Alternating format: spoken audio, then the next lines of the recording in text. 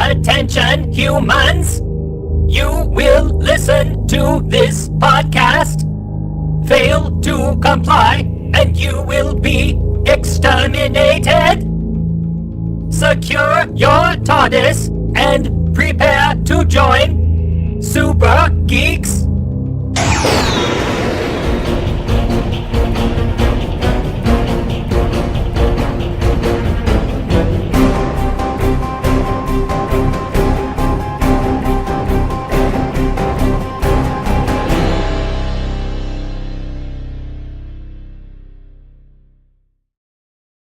To Super Geeks special reaction Who number 4. This time we're reacting to the episode called Arachnids in the UK. I'm George, your host, and this is it's number 4. And with me today, as usual, is Son. How you doing? Hello, everyone. So we talked a little bit about this episode in our regular last episode of Super Geeks, but you had not seen the episode at that time. And I'm going to let you go first. You guys made this sound way more spectacular and awful than it actually was. The reviews across the board have been mixed on this one. I have new things, some new insight. Because to prepare for this episode, I did rewatch it, and I noticed some things I didn't notice before, and I wrote them down. But of course, I'll let you go first. So let's hear what your thoughts on this new episode. Well, the biggest thing was that as much as you guys hyped up that this was an obvious Trump allegory, not really. I mean, yeah, they threw in Trump things in there, but I mean, actually, you could literally replace this dude with Alec Baldwin or Jack Nicholson, and it would be just some uppity rich ass MFer who had a stick up his ass the whole time. Well, I actually now look at him more as an anti-Trump, so I'm changing my stance on that. He is an allegory of the Trump types, but he's not actually a caricature of Trump. He doesn't act like Trump. He just has some of the same values, and they're making him a Trump-like archetype. Well, yeah, I can understand. So continue on. Okay, so the next big thing was that these spiders, you made them sound like they were like she was communicating with the spiders. No, she was just talking to the spiders. She wasn't listening to spiders. Well, I heard it back yesterday. What Sean said was she, talked to the spiders, and he pointed out they seemed to react as if they understood what she was saying. That was just a perception. It wasn't clear that they could understand. No, I mean that was a pretty natured response to the thing going on, to what was going on around it. Like, the spider in the apartment was reacting to the fact that it literally had an invisible barrier in front of it that it couldn't cross, kind of like a force field in Star Trek, and it was just literally just tapping the wall going, what is this? And what's going on? It was vinegar, right? A mix of garlic and vinegar and some other stuff, and then later on in the episode, she used tea tree oil and peppermint. I did read some people put articles breaking down the accuracy of the science behind the spiders. Some of it's not accurate, but that part I guess is. Yeah, I never knew that. It definitely does have an effect.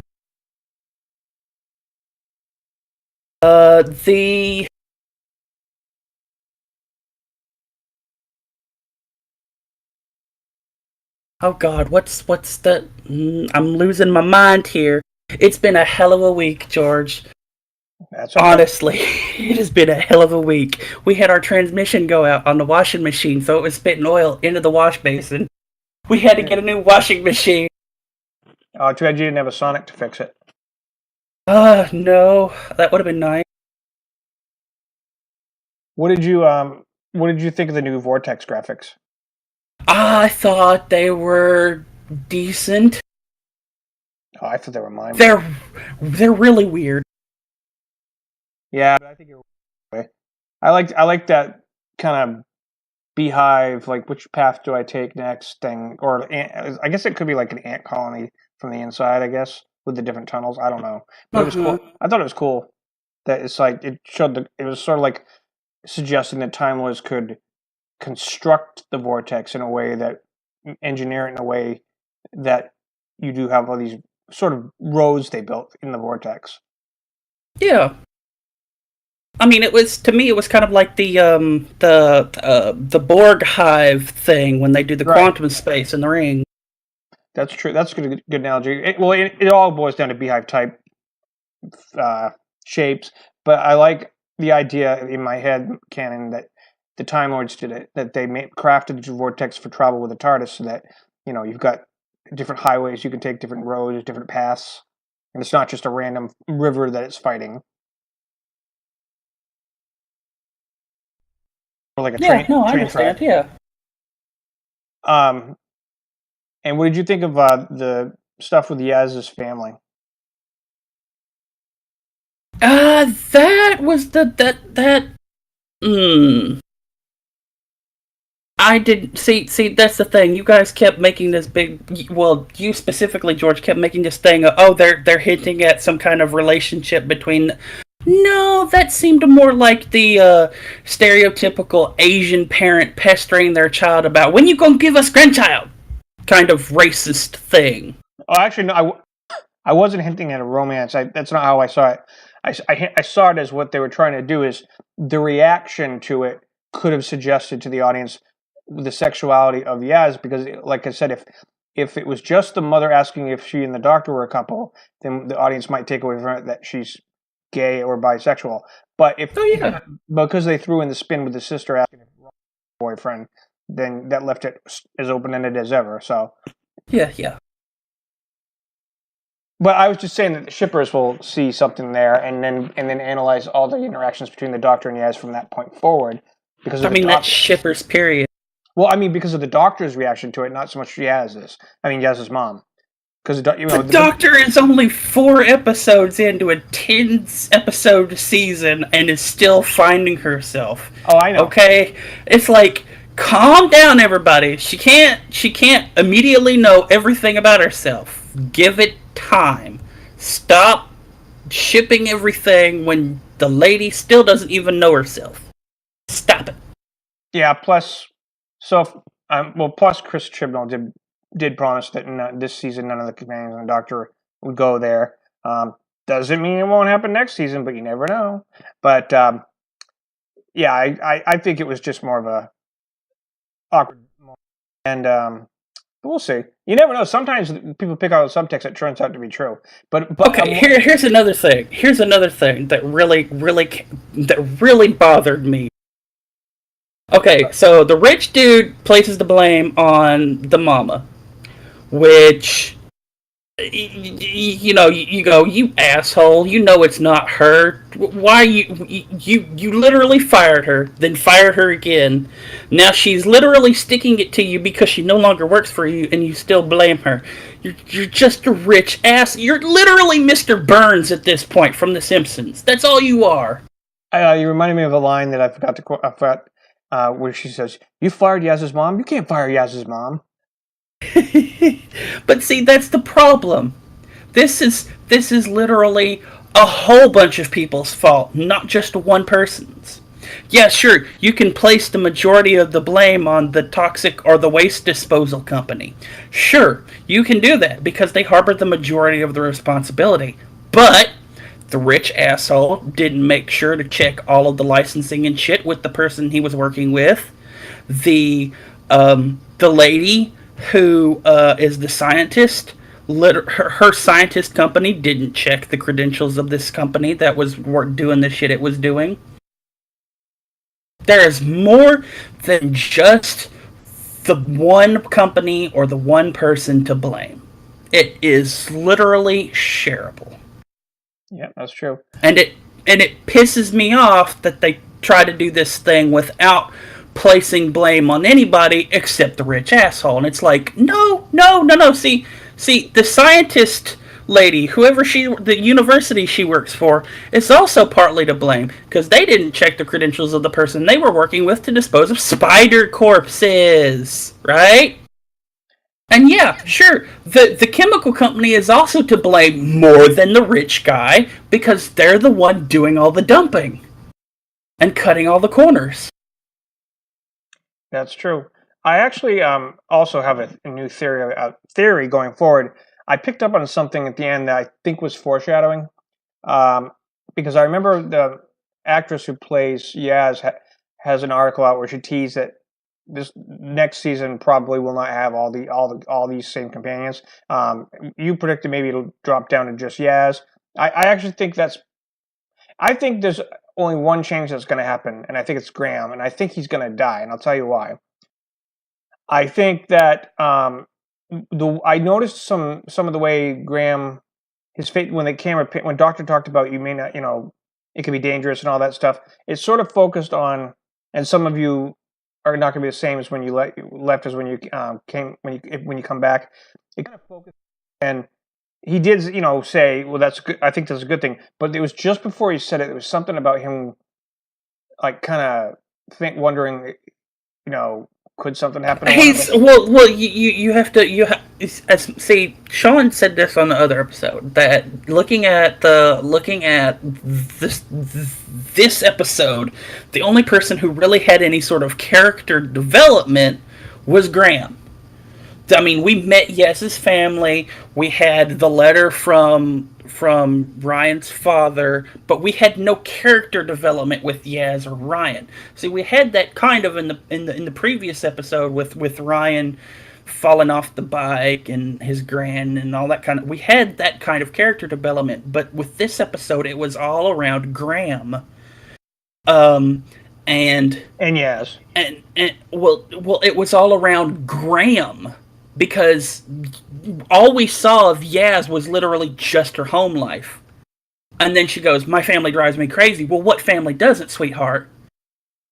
Yeah, no, I agree. This was definitely a Graham-heavy development thing. But see, that's the thing a lot of people miss. Graham was in that house. And not only was he, quote-unquote, and I know I'm probably using this the wrong way, haunted by the ghost of his wife. That's literally how heartbreak works in a really old relationship, where somebody dies of natural causes or a sudden accident, and the other person literally just loses their heart to the point of dying.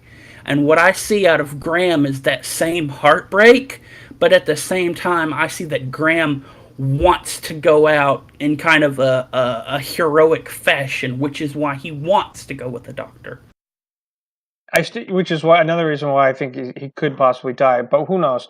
I did notice something that I didn't realize, why they chose this mix of companions and why they started her out with 3 of them. They're calling back to the first Doctor, because this whole series is a callback to Classic Who. Even the opening titles, the opening credits are a new updated version of the same type of graphics that were going on in the very first Doctor's episodes. I don't know. Very lava-lampy, yeah. Yeah, but an updated version of it. But his first companions were 2 girls, two teachers, and his granddaughter.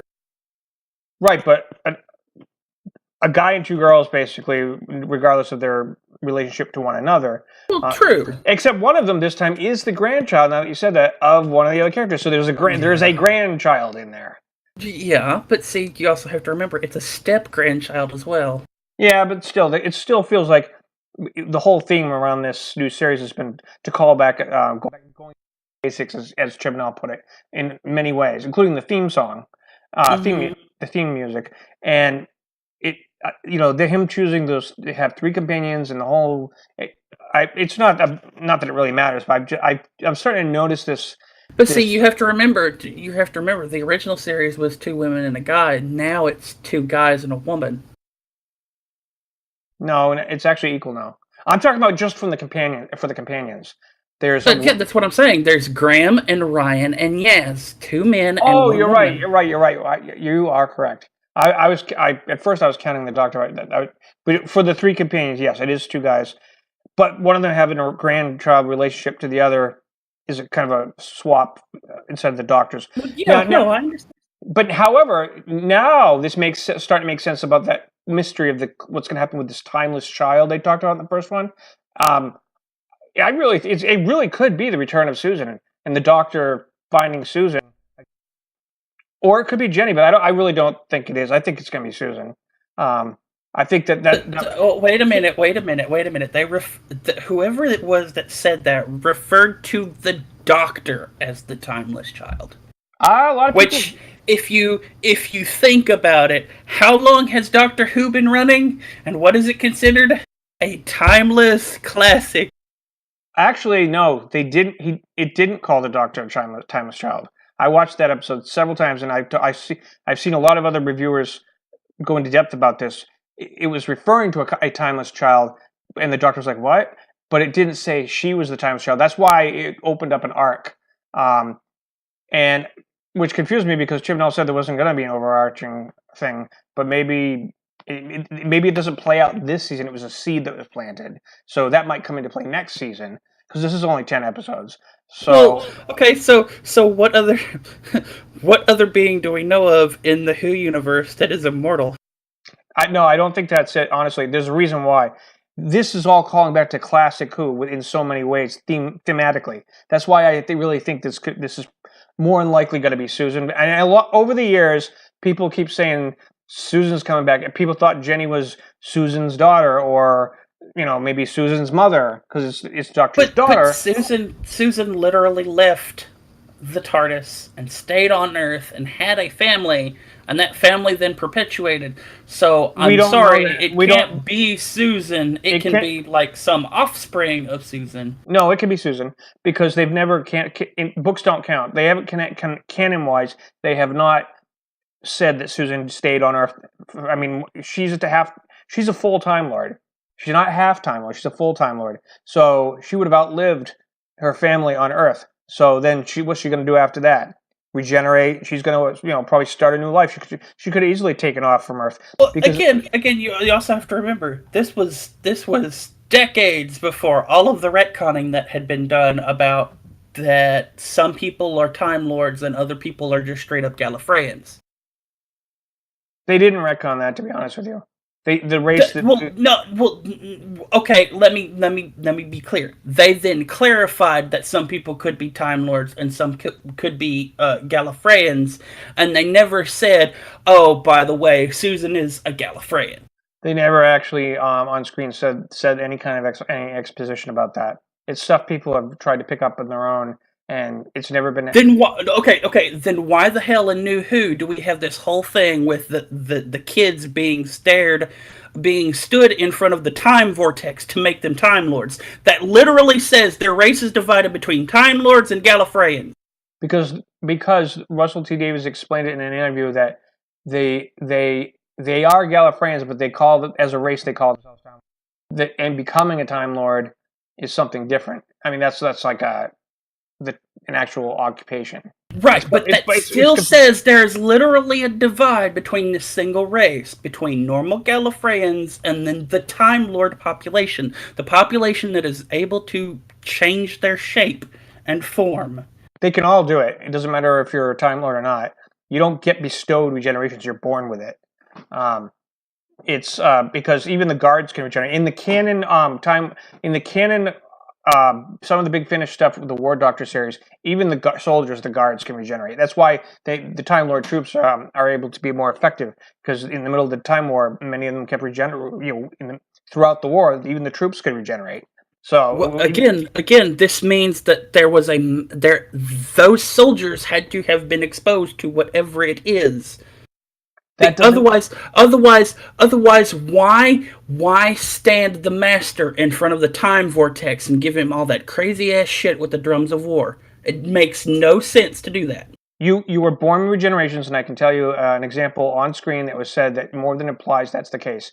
The Doctor wondered if Jenny could regenerate. If he even wondered it, it means that normally they're born with regenerations. That right there is your answer. She was not exposed to the vortex. Then why Expose them to the vortex. What about exposing all of these kids to the time vortex to make them Time Lords, quote unquote, makes them different from other Gallifreyans?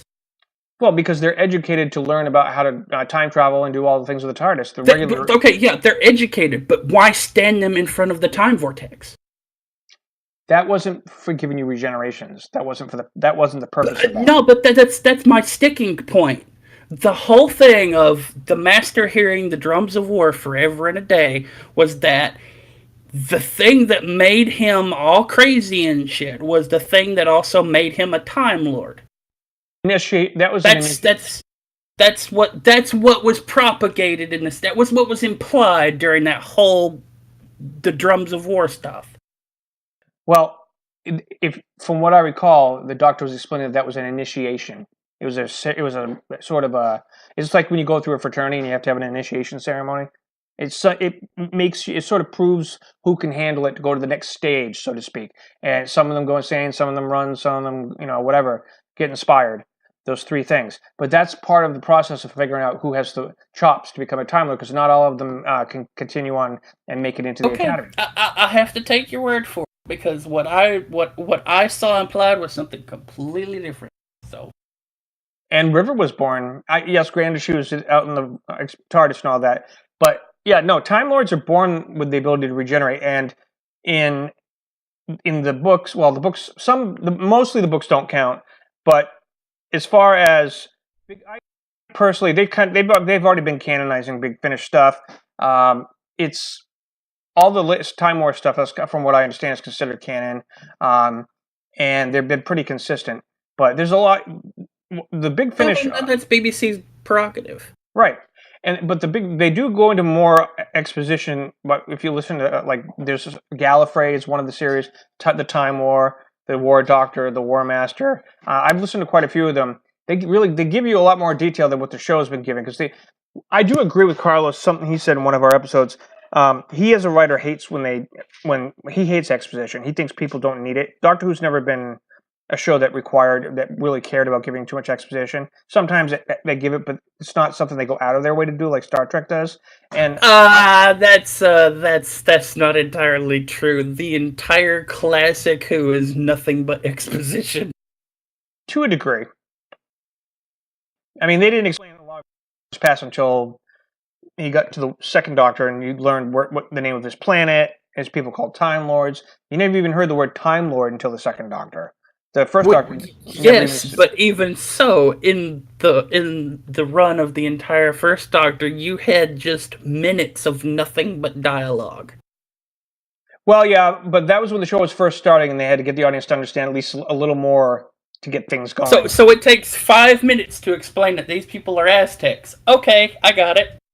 Oh, you're talking about the Aztec thing. I've never actually watched that. No, what I'm saying is almost every episode of Classic Who has this long-winded explanation of what's going on because the episodes are chopped up into, 5 story bits. I guess what I mean is the exposition about explaining more details about things like the Doctor's people. That slowly happened over the years. Yeah, but see, what Carlos was talking about was pure exposition. Yeah, okay, I see what you mean now. Explain what's going on in that episode. Yeah. Okay. Some things require exposition, some don't. Sometimes people just throw in, or people want exposition because they want to make sure it matches up with the canon. Yeah, I understand, especially over a long period of time. When something's new, they don't really need to do that yet. The exposition just happens just when you're learning more about something. Like a new bad guy, species or something. If they keep returning, then you're going to learn more about them. But if they tell you too much in the first episode, then the mystery's gone. Mm-hmm. Well, see, and going back to the episode itself, I think the one thing that I did not understand personally was the it's now so big it's suffocating to death. Actually, that was part of that article I read. That was actually scientifically accurate. If they do get too big, they have what's called an aerobic respiratory system, and it can't take in there's too much oxygen at that. When the larger you get, and it's only designed. That respiratory system is only designed for the scale that they're normally at, so that they require less. Yeah, that's because. I mean, you as a human being also breathe through your skin.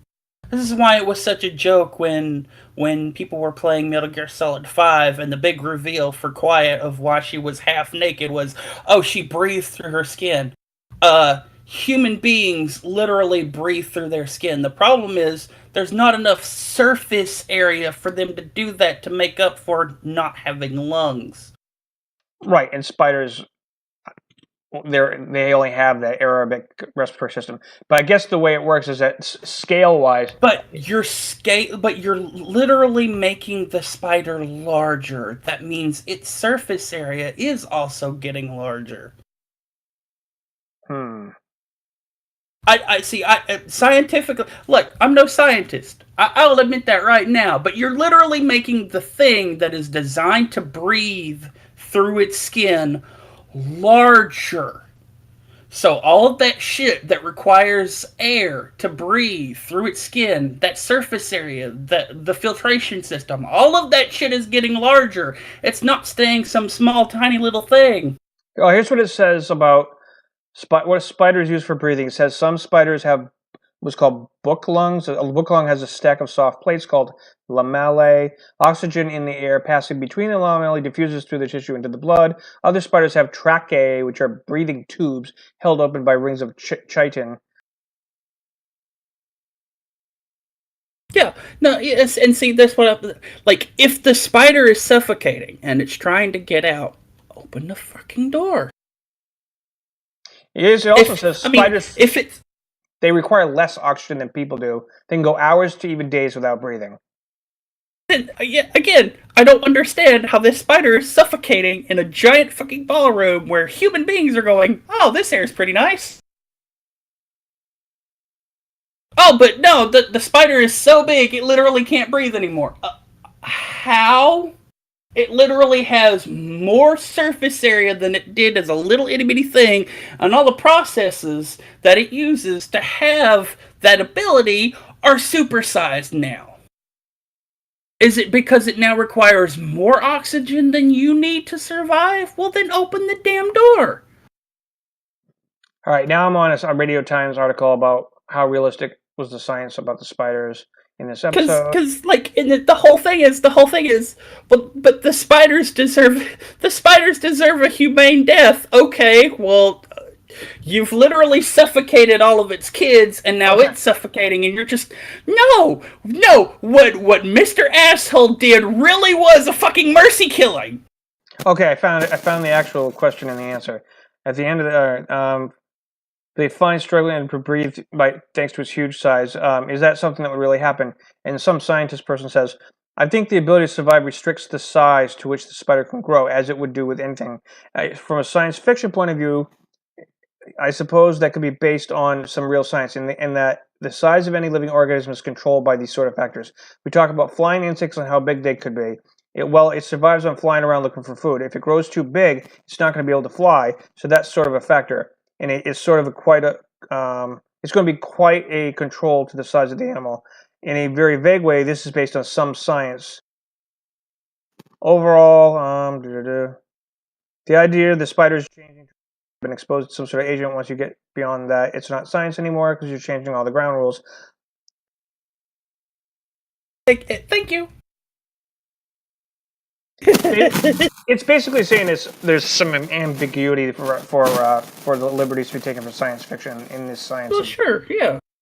I mean, their whole point was they were using different spider species to try and better humanity using spider stuff. Like, again, we this goes back into the conversations of Spider-Man and all that kind of stuff, where webbing is stronger than steel and da da da da da. And if we applied that to human whatever the hell, and these people literally did this with all these different spiders, and they died, so they got rid of them. But one didn't necessarily quite so much die. So okay. Yeah, but see, here's the thing. Here's the thing. I go. It takes me back to to Jody going, they deserve a humane death. I'm sorry, bitch, but if you literally shoved a whole bunch of people in a fucking room and sealed the door so they had no way to fucking breathe, that is not a humane way to die! Yeah, no shit.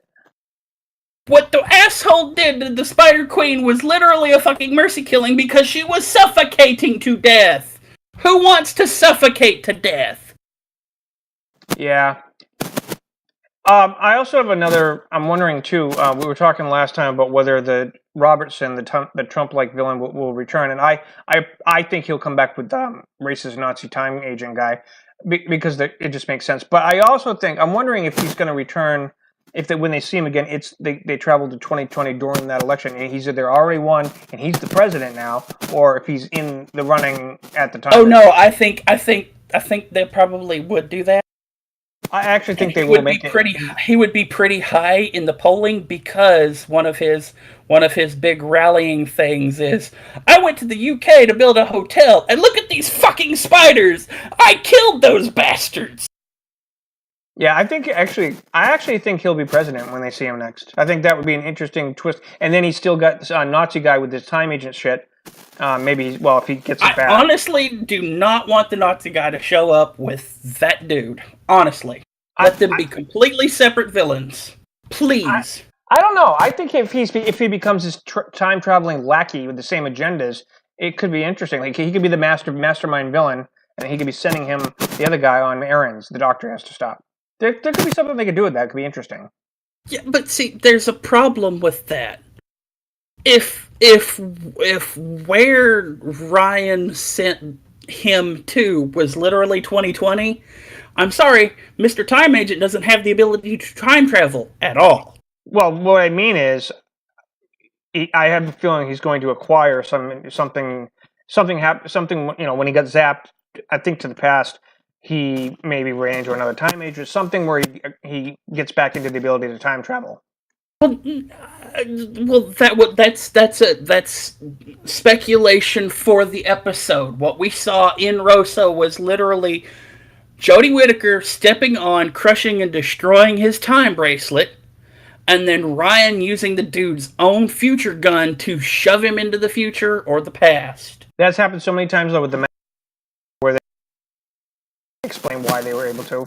Yeah, but see, the Master is literally a Time Lord who could probably build a time machine out of a pocket watch. Oh, I think somehow he will have found a way or came across something that lets him, be able to time travel again.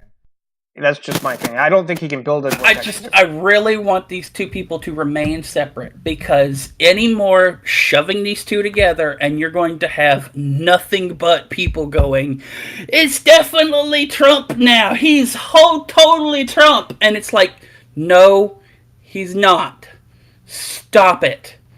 He's definitely an analog, though, and he is mocking Trump. But he's not mocking almost every other rich asshole, period, too. Yeah, but he's literally like Mr. Burns and all the rich assholes that Robert De Niro has played, and all the rich assholes that Jack Nicholson has played, all shoved into one character. And yeah, he's got a little bit of dash of Trump thrown in there, but that dash of Trump is he hates Trump because Trump is a competitor. That was the whole point of him literally pointing the gun at the spider and saying, how's this for Fire and Fury? Which is literally the book that is anti-Trump. I agree, but his running for president is part of the thing that elevates the Trump part. Yeah, that means he will be competing with whoever they get to play Donald Trump in that election. I think the idea that the characters are concerned about is just replacing one guy for another guy that might be worse. It's not so much that he's exactly like Trump. It's that he's similar in some ways, but he could be worse. I mean, he's literally similar in all the ways that make every other rich asshole a rich fucking asshole, period. I mean, you can literally compare this guy to fucking Scrooge McDuck. I understand that, but they are definitely trying to shade him along with Donald Trump. I understand that. And honestly, I think it is a huge fucking mistake. It doesn't bother me one way or the other. Because, and it has nothing to do with them getting political about it. It has everything to do with the problem of the tribalism going on in the United States right now. It has everything to do with that. Well, because people are going to point at that character and go, see, that's Trump. That's exactly how Trump is. And then they'll point to Trump doing something that's actually good and go, that's fake news. And it's like, oh, for fuck's sake, no, Ben & Jerry's, just make ice cream. For Christ's sakes, just make ice cream. And, okay, so, yeah, these reaction news, we try to keep them a little shorter. Plus, there's not a heck of a lot more to say about this episode that we haven't already said. But out of a 1 to 10, what would you rate this one? Honestly, I think it was a pretty solid 6.5. Yeah, I think it was a lot better than you guys gave it credit for. The problem is you guys are totally coloring this experience in the rich asshole, or who's to blame, or who the villain is, and it's like, no, it's just a normal episode of Doctor Who. It's not even really all that bad that these arachnids happened. Yeah, well, I stick with my, I'll stick with my 6, but I can see why you give it a 6.5. I still liked it. I just thought I thought it did have a little bit better pacing about not rushing to the end like the other two did. I'll give it that. Like it seemed like the third act was like.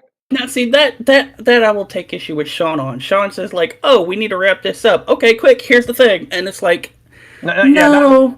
I think the explanation for the Queen dying was kind of poor, but the pacing of that point, it seems fine from going to they're still in the hotel to the here, have you made up your minds on what you're going to do? That pacing was pretty okay. Actually, I agree. I'm gonna pump it up to a 6.5 like you, because I didn't notice that until I rewatched it earlier. The pacing, I realized, because Sean did say it seemed like it ended. No, it actually didn't. It went as far as it was an anticlimactic way to end it, as far as the spiders. Yeah. But the spiders, I've come to realize now also a different point of view. It wasn't about the spiders. This was about Team TARDIS getting their shit together. It was just. Well, no, it wasn't. This episode was literally about Graham with the spiders thrown in as, ooh, this is the sci-fi thing this week. Well, right, but they were the plot device that had them working together more and gelling better. And by the end, they were more. Because the other two episodes, they were reacting to everything that was happening and learning who the Doctor was and trying to figure out what the heck's going on. By this episode, they had come to the point where they all bonded, and this was their first episode where they knew that they were traveling. Second one really, with Rosa being the first. But this one just sort of like they really gelled. This episode was the solidifier of whether or not they themselves decided they wanted to be companions. Correct. And I totally understand that, but this episode was honestly and should have been about Graham. And it was. To most extent, it was more about Graham than it was Yaz's family. Yaz's family was comedic value and stereotypes, but this episode was predominantly about Graham and how Graham was suffering from the heartbreak of his wife being killed, honestly. She didn't even die of natural causes. She was literally killed trying to fight the Tooth Fairy dude. Right. But what I mean is, like, in all the other episodes, their goal was to get home. Even in Rosa, they stumbled into a situation trying to get home, and this time they finally got home. Because she brought them with her by accident. Normally, people just come with her. Right, I understand that, but what I mean is, like, and the difference is in this episode, they finally got home, and then they decided, actually, I want to go back off with the Doctor. That was where things changed. I mean, it's just like watching Rose all over again. They had more of a choice this time, and they chose to take off with the Doctor again. And before that, the Doctor was just trying to get them home because they stumbled. She didn't mean to bring them with her when she went to the TARDIS. So, yeah. I mean, again, it's just like watching Rose all over again. Kind of, yeah. Oh, hey, you stumbled into the Doctor. Okay, now you're following the Doctor. Okay, all right. Yeah, but the difference was at the end of Rose, she had a choice about going off with them in the TARDIS. It was all the stuff that happened before that. She accidentally took them with her at the end of the first episode into space, and she felt a responsibility, of course, which she should, to get them home again. And that's where it was. They were ready to say goodbye to her when she was hitting that button. Didn't know that they were going to go with her. So it was a little. They didn't expect that, and neither did the doctor. So that was where. Well, be honest. It's Sheffield. They literally gave a Sheffield response to all that shit. Yeah, oh, you're great. You helped us kill this alien dude. Okay, cool. Bye. Oops. We can't breathe. There's no air. Yep. All right. Well, that'll do it for Reaction Who number 4. Son, where can people find you on social media? You can find me at facebook.com/SunsealFan. That's where I post episodes that I'm in of all kinds of different stuff.